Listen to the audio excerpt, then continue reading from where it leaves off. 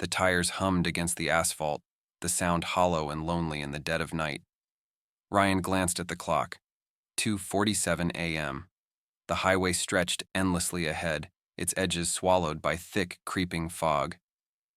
He turned up the heater, trying to chase away the chill creeping into his bones, but it didn't help. That's when he saw the figure. At first he thought it was a trick of the fog, a shadow cast by his headlights. But as the shape solidified, his heart thudded hard against his ribs. A person stood at the side of the road, unnaturally still, arms hanging limply at their sides. They wore a long, outdated coat, the kind you'd see in old photographs, and a wide-brimmed hat that shadowed their face. Ryan's foot hovered over the gas pedal.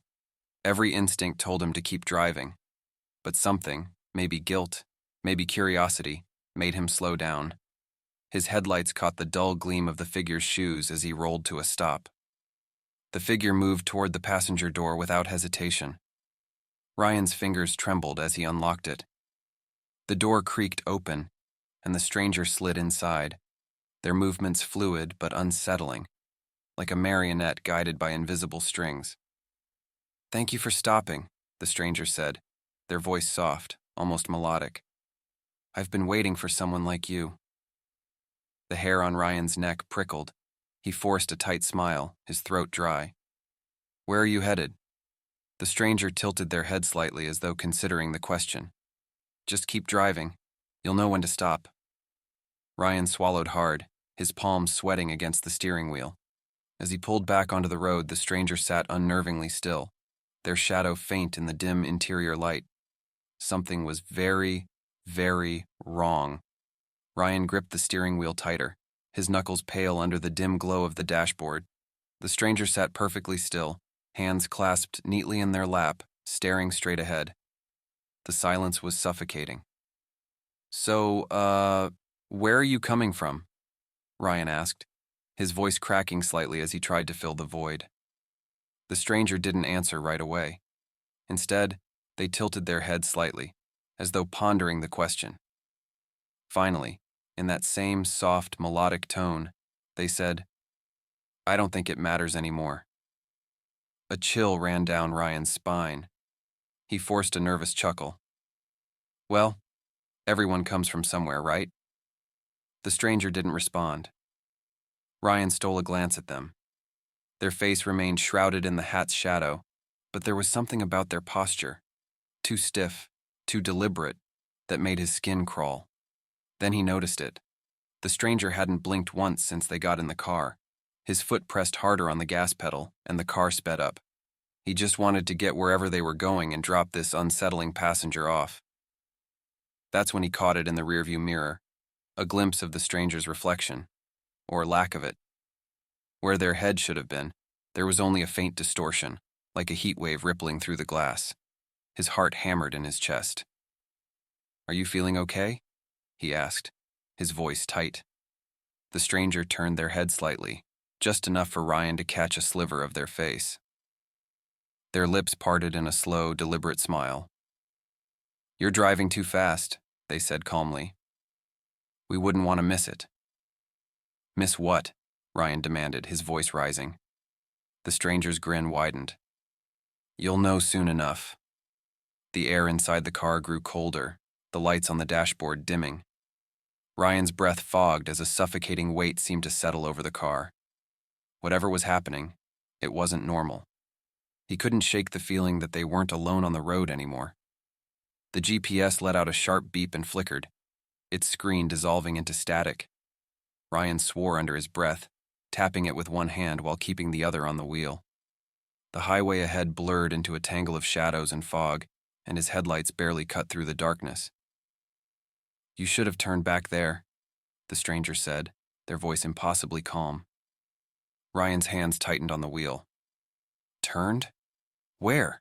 There wasn't a—" The stranger leaned slightly forward, their silhouette unnervingly still. "You missed it. This road is meant for us now." The air inside the car grew heavier, pressing down on Ryan's chest. He tried to laugh it off, but the sound came out shaky. "Look, I'm sure I can find a way back. It's just the fog messing with—" The radio crackled suddenly, cutting him off. Faint whispers spilled through the speakers, too quiet to make out but unmistakably there. He reached to turn it off, but the knob wouldn't budge. "Stop touching it," the stranger said, their voice sharper now, closer. Ryan hadn't seen them move, but they were leaning closer to him now, their face still veiled by shadow. Ryan's pulse raced. "Okay," he muttered, forcing his hand back to the wheel. The road seemed to stretch endlessly, twisting into angles that didn't make sense. He glanced in the rearview mirror and froze. Behind the car, the fog wasn't just thick, it was alive, writhing and pulsing like a living thing. He jerked his gaze back to the road, only to see something dart across the headlights, something tall and spindly, moving too fast to be human. His foot slammed on the brakes and the car screeched to a halt. The stranger didn't flinch. They simply turned their head, smiled, and said, "Keep going." "It's closer now." Ryan's breath hitched as he stared into the fog ahead. Something was waiting for them, and he wasn't sure he'd survive meeting it. The rearview mirror showed nothing but white, a wall of impenetrable mist. He glanced over his shoulder to confirm, but the road behind them was gone, swallowed entirely by the fog. There's no way to turn around," Ryan said, his voice thin and shaky. The stranger didn't reply. Instead, they began to hum softly, a broken off-key tune that sent a shiver crawling up Ryan's spine. The melody felt wrong, like a song that didn't belong in this world. "Hey," Ryan said louder this time, his voice cracking. "What is that? What are you humming?" The stranger's head tilted slightly, the humming growing louder, filling the small car with a disjointed, almost mocking cadence. Ryan's heartbeat thudded in his ears, drowning out everything else. Suddenly, something moved in the fog. A shadow, tall, elongated, and twisted, sprinted alongside the car, its limbs jerking at unnatural angles. Ryan's foot slammed on the gas, but the shadow easily kept pace, vanishing only when he turned to face it directly. "Did you see that?" he yelled, his voice raw with panic. The stranger turned their head slowly, their smile widening unnaturally. "Oh, they're just curious," they said, their voice unnervingly calm. Ryan's stomach twisted. He slammed his fist against the steering wheel. "I've had enough of this. Tell me what's going on." The stranger leaned closer, their pale face just visible under the hat's brim. "You'll know everything soon enough," they whispered. The fog seemed to pulse at their words, pressing closer. Ryan's headlights flickered, and for a split second he thought he saw faces in the mist. Hundreds of them, gaunt and empty-eyed, staring back at him. And then, the humming stopped. "Turn here," the stranger said suddenly, pointing to a side road that hadn't been there a second ago. Ryan's hands trembled as he hesitated. The fog thickened around the car, and in the distance, he thought he heard footsteps.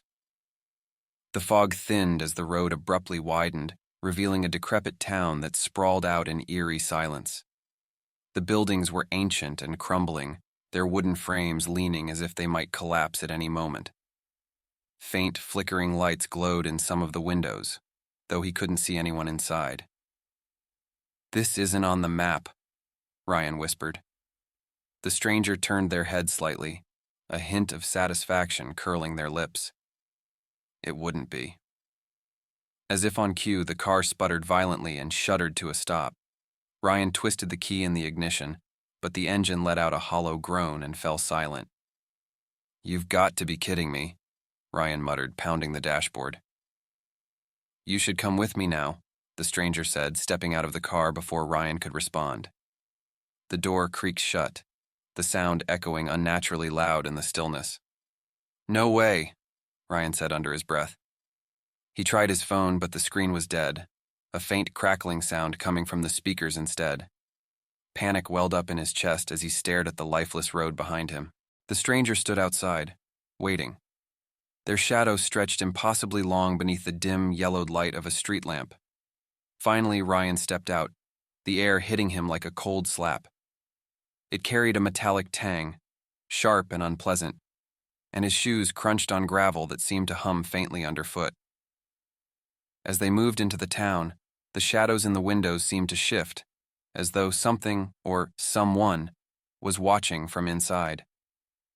Faint whispers drifted on the air, too soft to understand but chilling all the same. "Where are we?" Ryan asked, his voice barely more than a croak. The stranger stopped in front of a sagging house with a broken door hanging ajar. "Home," they said, stepping inside without hesitation. Ryan hesitated, every instinct screaming at him to run. But when he turned to look back at the car, the fog had returned, closing the road entirely. There was no way out, only forward. At last he moved back. The house loomed before Ryan, its warped timbers groaning softly in the windless night. The door creaked as the stranger pushed it open, revealing a yawning blackness inside. Ryan hesitated, his pulse roaring in his ears. This is where you live?" he stammered, his breath hitching as an icy draft wafted from the doorway. The stranger stepped inside without answering, their movements eerily fluid. The darkness swallowed them whole, leaving Ryan alone on the creaking porch. His chest tightened. "Come on," the stranger's voice called from within. "There's so much to see." Against every instinct screaming at him to run, Ryan stepped inside. The air was freezing, thick with an unnatural chill that made his skin prickle. The door slammed shut behind him, making him jump. The faint glow of his phone's flashlight illuminated the walls, and his stomach dropped. The room was lined with photographs, hundreds of them, their edges yellowed and brittle. Each photo showed a different person, their faces frozen in expressions of fear. In every one, the stranger stood in the background, smiling that same unsettling smile. "What is this?" Ryan whispered, his voice shaking. The stranger turned to him, their face fully visible now. Ryan stumbled back, bile rising in his throat. Their hollow eyes seemed to suck the light from the room, their skin stretched too tightly over sharp bones. Their smile grew impossibly wide, splitting their face into something grotesque. "You brought me home," they said softly, their voice dripping with satisfaction. "But you can't leave now. You belong here." Ryan bolted for the door, his feet slipping on the warped floorboards, but the door slammed shut before he reached it, locking with a deafening clang. Behind him, the walls seemed to ripple, the shadows pulling free and stretching toward him. A low whisper filled the air, the same broken melody the stranger had hummed earlier. Ryan pounded on the door, his scream swallowed by the freezing air. "Let me out! Please!" The stranger laughed softly, their voice echoing like a distant scream. "You can't escape what's already claimed you." Ryan turned, his back pressed to the door. As the shadows closed in, Ryan stumbled deeper into the house, his breath clouding in the icy air. The walls groaned with every step, as though the house itself were alive. His flashlight flickered, revealing more photographs lining the hall. His gut clenched as he stared at them. Each photograph showed someone new: a mother clutching a child, a man in a suit, a girl no older than 10. Their expressions ranged from confusion to outright terror. And in every image, tucked into the shadows or standing just behind them, was the stranger. Ryan's heart thudded painfully as he noticed something else. The faces in the photos began to look familiar. Too familiar. His own reflection stared back at him from the most recent picture, his face pale, his eyes wide with fear. "This isn't real," Ryan whispered, shaking his head. "This can't be real." The whispers began again, louder now, echoing down the narrow corridor. He turned quickly, his flashlight slicing through the shadows. Movement. Something tall and spindly darting just beyond the edge of the light. Ryan froze, his pulse hammering in his ears. He whipped the flashlight back, but there was nothing there. The whispers grew into a cacophony, voices overlapping, each one distorted and broken. Words began to emerge, though they made no sense. Stay. Become. Remember. The floor beneath him shuddered, and the walls seemed to breathe, the photographs warping and melting into shadowy faces. Figures began pulling themselves free from the walls, distorted shapes with hollow eyes and jagged mouths. Ryan stumbled back, his heel catching on a loose board. He fell hard, the flashlight rolling from his grip. The shadows surged forward, stretching impossibly long limbs toward him. Above the chaos, the stranger's voice rang out, calm and deliberate. "You see it now, don't you? There's no leaving. This is where you were always meant to be." Ryan scrambled to his feet, his pulse screaming in his ears. There was no way out, only the rising darkness, closing in from all sides. Ryan's foot struck something solid as he staggered back from the advancing shadows. He glanced down and saw a weathered book, its cracked leather cover slick with grime. Trembling, he picked it up, his hands shaking so badly he nearly dropped it again. The journal's pages were yellowed, the ink smeared but legible. His eyes scanned frantic entries, each one more unhinged than the last. "The stranger chooses you. The town feeds on what you won't face. You have one chance, confront them or be consumed." The final line struck like a punch to the gut. The square. That's where it ends. If you have the courage. Ryan's chest heaved as he looked up. The figures were closing in, their hollow eyes glinting like shards of glass in the flickering light. Clutching the journal, he stumbled toward the front door. The shadows hissed, but they didn't stop him. It was as if they wanted him to leave, as if they knew where he was headed. The town square lay bathed in pale, unnatural light, a wide open space encircled by crumbling buildings. In the center stood the stranger, waiting. Their grin stretched wider than before, splitting their face in two. Around them, the shadowy figures swayed in rhythm, their forms shifting and bending unnaturally. "You came," the stranger said, their voice thick with mockery. Ryan clutched the journal, his heart pounding. "What do you want from me? Why me?" The stranger tilted their head, a glint of satisfaction in their lifeless eyes. "You stopped," they said simply. "You carry it, the guilt, the regret. That's all it takes." Ryan's knees buckled. He thought of the face he had tried to forget, the pleading eyes he had ignored years ago. The memory hit like a knife to the chest. "This place," the stranger continued, their voice dripping with malice, "is made for people like you." Ryan stepped forward, fists clenched, desperation flaring in his chest. He wasn't going down without a fight. Ryan stepped closer to the stranger, his body trembling, fists clenched. Around him, the shadowy figures swayed and hissed, their hollow eyes glowing faintly as though they were feeding off his fear. The journal was still clutched tightly in his hands, its leather binding warm and pulsing now, almost alive. "You planned this," Ryan spat, his voice hoarse. "You dragged me here." The stranger chuckled, the sound low and grating. "I didn't drag you anywhere, Ryan. You made a choice. You always make the choice." "What are you talking about?" Ryan shouted, his vision blurring with panic. "I've never been here before." The stranger stepped forward, their grin stretching wider, impossibly so, revealing teeth sharp as shards of glass. "Not here, no, but you've lived your whole life running from it. From them." Images flashed in Ryan's mind like jagged cuts, a woman stranded on a roadside years ago, her car broken down, her desperate plea for help. He had driven past, too tired, too busy, telling himself someone else would stop. Her face haunted him now, eyes pleading until they turned lifeless. Ryan stumbled, gripping his head.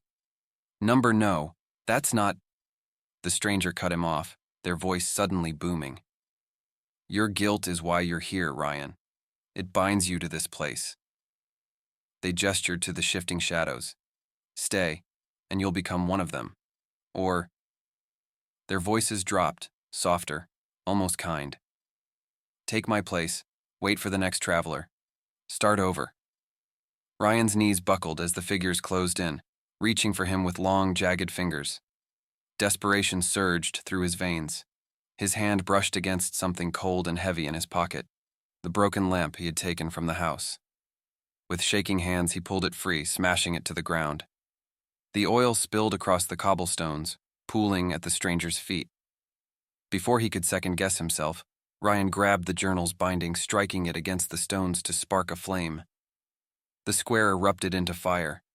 The shadows screamed, recoiling as flames licked at their bodies. The stranger's grin faltered for the first time. Ryan turned and ran as the fire consumed the square, the heat blistering his skin. Behind him, the stranger's voice echoed, filled with fury. "This isn't over, Ryan. You'll never escape us." But Ryan didn't look back. He couldn't. Ryan's pulse thundered as he forced his gaze back to the road. The shattered fragments of the rearview mirror reflected only darkness now, but the faint scent of smoke lingered, wrapping around him like a cold, invisible hand. His knuckles whitened as he gripped the wheel, every nerve in his body screaming at him to keep driving. The highway remained empty, its vast expanse bathed in pale moonlight. Miles passed, but nothing changed. No towns, no exit signs, no other cars, just the endless stretch of road and the suffocating silence. Then a whisper. Faint at first, like the distant rustle of leaves, but growing louder. Words began to form, distorted and broken, slipping through the crack of the window he hadn't opened. "You can't run, Ryan." His foot slammed on the brake, the car screeching to a violent halt. He sat frozen, his chest heaving, his hands trembling on the wheel. The whispers stopped, replaced by a deafening silence. Slowly, he turned to check the back seat. Empty. But when he looked forward again, his breath caught. The stranger stood in the middle of the road, grinning, their eyes glowing faintly in the darkness.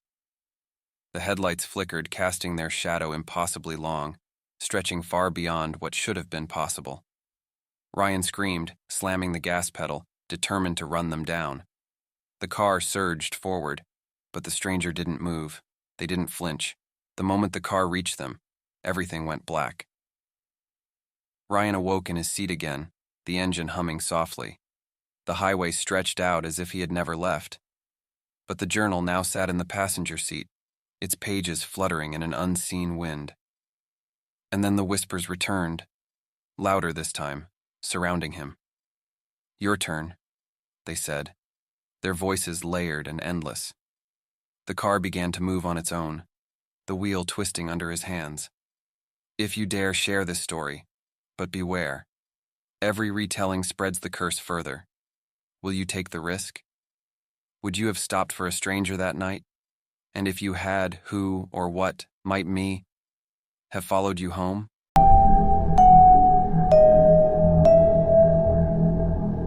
The night was colder than usual, with the kind of chill that seeps into your bones no matter how many layers you're wearing.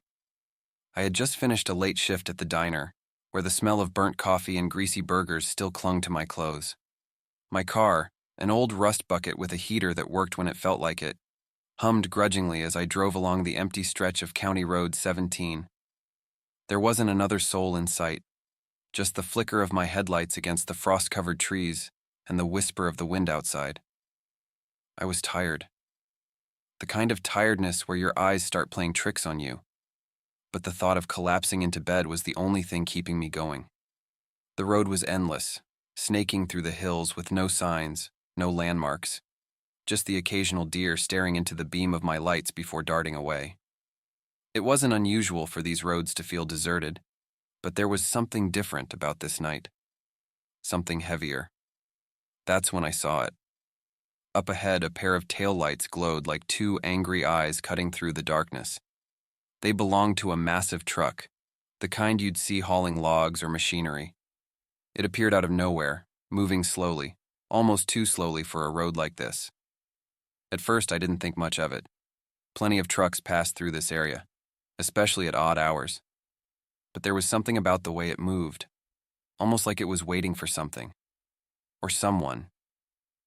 The truck's brake lights flickered as it slowed even more, and my car crept closer. I could make out the back of it now. A faded black paint job with no company name or logo, just rusted metal and a dented bumper. There were no reflectors, no warning signs, nothing to suggest it was even road legal. I hesitated. I could have passed it, but curiosity got the better of me. Something about that truck didn't sit right, and before I knew it, I was trailing behind it, keeping my distance but close enough to see every detail. The radio fizzled in and out, static mixing with some country song I didn't recognize.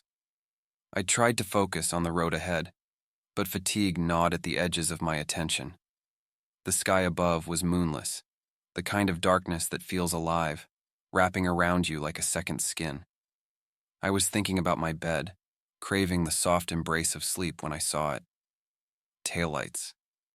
They appeared suddenly, glowing faintly through the thick mist that had rolled in without warning.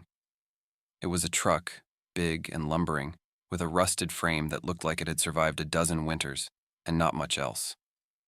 I hadn't seen another vehicle for miles, and the sight of it made my stomach twist, not in relief, but in unease. It was crawling along at an unnatural speed, as if it was leading some invisible parade down the deserted road. I slowed, keeping a cautious distance. Something about it felt off. The license plate was smeared with mud, and there wasn't a single marking to indicate what it was hauling. Just a hulking black box of a truck, its paint peeling and dull under my headlights. I could have passed it. Should have. But something kept me behind it, like a thread pulling me closer to the unknown. As I trailed the truck, the mist thickened, swallowing the road until it felt like we were floating in a void. My dashboard clock blinked, 2:37 a.m. I swore it had been 2:37 for the past hour. The truck's brake lights flickered like they were winking at me. It swerved slightly, veering toward the edge of the road before straightening out again. My fingers tightened on the wheel.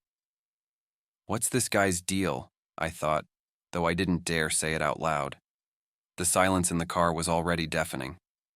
I debated turning back, but the idea of reversing into the fog felt worse. So I followed.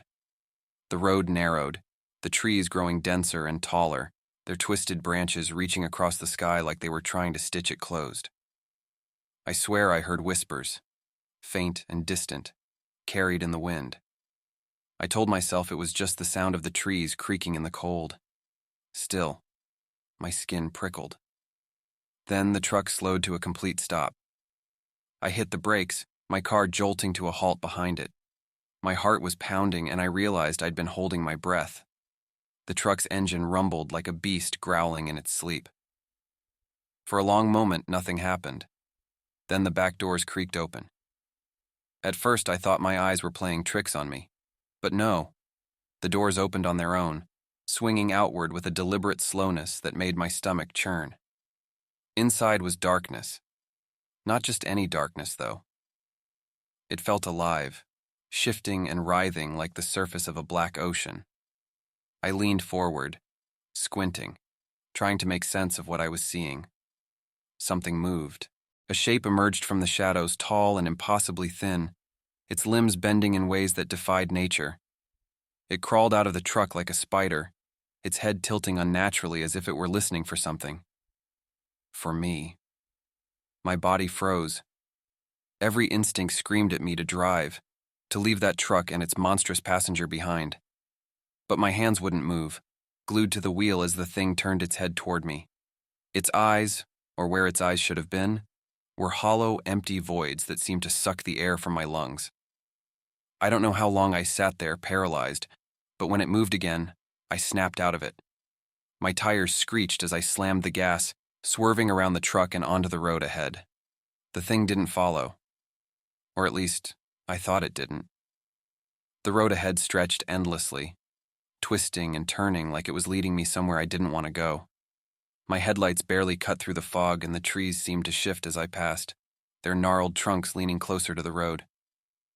I kept checking my mirrors, half expecting to see that creature clinging to the back of my car. Then, I saw them. Shapes. Dozens of them, lining the road like silent sentinels. They stood motionless, their heads cocked at odd angles, their bodies hidden beneath tattered cloaks or maybe just shadows. I couldn't make out their faces, not that I wanted to. They didn't move as I passed, but I could feel their eyes, or whatever they used to see, boring into me. The whispers were back, louder now, a cacophony of voices overlapping in a language I couldn't understand. My radio hissed, the static rising until it was almost deafening. And then, just as suddenly as it had started, it stopped. Ahead of me, the truck waited. It was parked in the middle of the road, its engine off, but the cab light glowed faintly. I didn't want to stop. I wanted to floor it and plow past, but my car slowed against my will, as if the road itself was dragging me to a halt. My breath came in short, panicked bursts as I stared at the truck. The cab door opened, and a man stepped out, or what was left of one.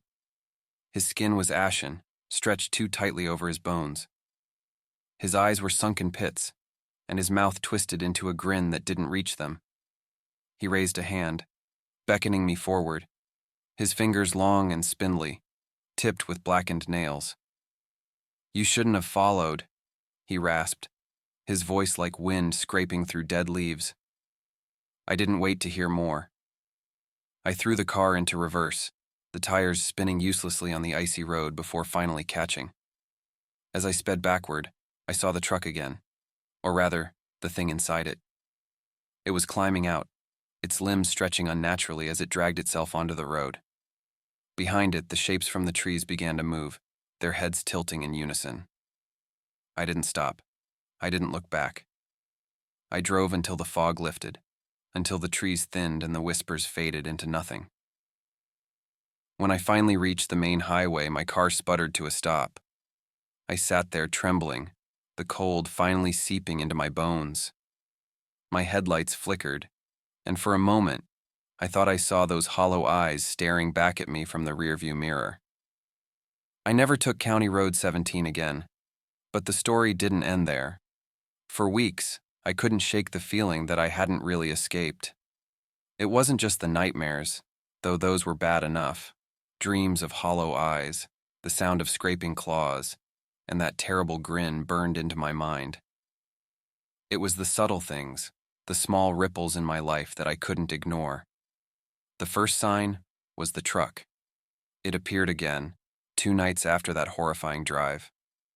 I was at home, sitting in the living room with a cup of tea, trying to lose myself in a movie I wasn't really watching. My house is at the edge of a quiet suburban neighborhood, surrounded by woods. It's peaceful, or it was until I heard the rumble of an engine outside. It wasn't loud, just low enough to vibrate the glass in the window and send a chill crawling up my spine. I pulled the curtain aside, my breath fogging up the cold glass. At first I didn't see anything, just my empty driveway and the tree-lined road beyond. But then I noticed the faint glow of tail lights disappearing down the street. It was the same truck. I was sure of it. I told myself it was impossible. It's just another truck, I thought, trying to convince myself. Nothing more. But that night I barely slept. Every creak of the house, every rustle of the wind made my heart race, convinced that something, or someone, was waiting just outside my door. Days turned into weeks, but the signs kept coming. Once, as I was leaving for work, I found the faint outline of tire tracks in the frost-covered grass beside my house. They led from the road to the edge of the woods before vanishing completely. Another time, I swore I heard whispers when I stepped outside to take out the trash, faint but unmistakable, like voices carried on the wind. And then, there was the night I saw it again. I was driving home late, just like before. It wasn't County Road 17 this time. I'd sworn off that road for good, but the feeling was the same. The air felt heavy, and the world around me seemed too quiet, like everything was holding its breath. That's when I saw the truck. It was parked at the edge of the road, its back doors wide open. I slowed down, my heart hammering as I debated whether to stop or keep driving. But before I could decide, something moved. A figure stepped out of the shadows, tall and thin, its head tilted at an unnatural angle. Even from a distance, I could see its hollow eyes gleaming in the darkness. It raised a hand, not to wave, but to point directly at me. I slammed the gas, the tires screeching as I sped away. My rearview mirror filled with darkness as the truck's headlights flickered on. But instead of following, it just sat there, its engine rumbling like a growl. The final straw came a week later. I was home, sitting at the kitchen table, staring blankly at my cold dinner. My appetite had vanished long ago, replaced by a constant sense of dread. I hadn't told anyone about what happened. Not my coworkers, not my family. How could I? They'd think I was insane. That's when the lights went out.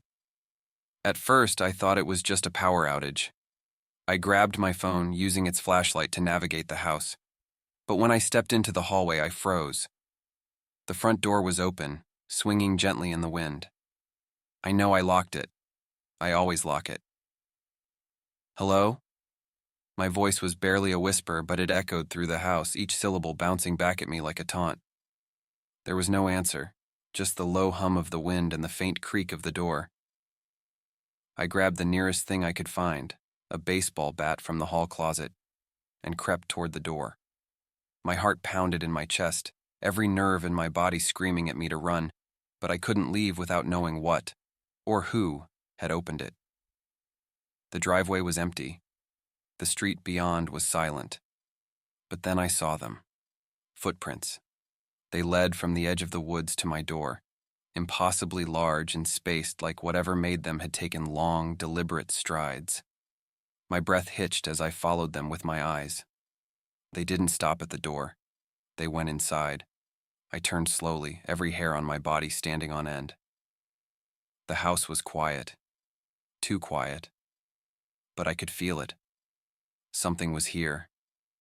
And then I heard it. A low, guttural whisper coming from the living room. My grip tightened on the bat as I crept forward, my heart threatening to burst out of my chest. The whispers grew louder, overlapping until they were almost deafening, a cacophony of voices that made my head throb.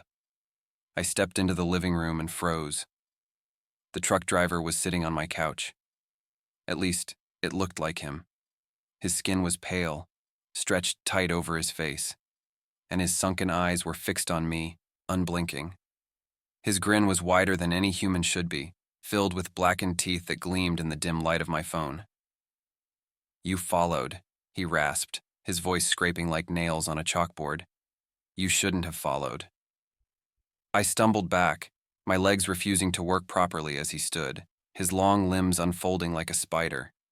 The whispers grew louder, and I realized they weren't coming from him. They were coming from the walls, the floor, the very air around me. I ran. I don't remember how I made it out, only that I didn't stop running until I reached my car. My hands shook as I fumbled with the keys, and when the engine finally roared to life, I sped down the road without looking back. I sold the house the next week, moved to a busy apartment complex in the city, where the constant noise of neighbors and traffic made me feel a little less alone. But no matter where I go, I can't escape it. Sometimes, late at night, I hear the hum of an engine outside my window. I tell myself it's just another truck, just a normal part of city life. But I never look, because deep down I know it's not over. It never will be. Think you'd handle it differently? Share your thoughts in the comments.